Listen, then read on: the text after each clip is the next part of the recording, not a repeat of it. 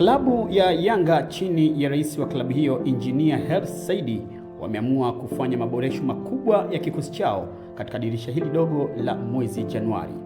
Kwa mujibu wa taarifa za uhakika kabisa kutoka kwenye chanzo chetu cha taarifa, inaelezwa kuwa klabu hiyo hadi sasa wamekamilisha usajili wa wachezaji wanne wa kimataifa, wakiongeza nguvu kuchukua nafasi ya wachezaji ambao wanaonekana kutofanya vyema.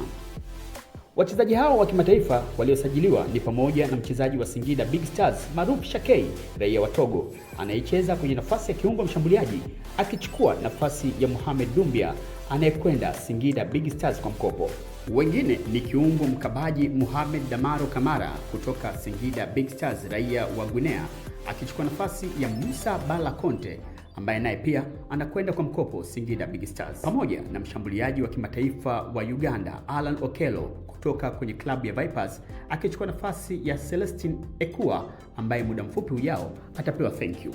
Pia taarifa zaidi zinaeleza kuwa beki wa kulia Yao Kwasi aliyeachwa kutokana na kuwa majeruhi amerejeshwa kwenye kikosi hicho baada ya kupona, akichukua nafasi ya Frank Asink ambaye alijiunga na klabu ya Yanga kwa mkopo wa miezi 6 akitokea Singida Big Stars.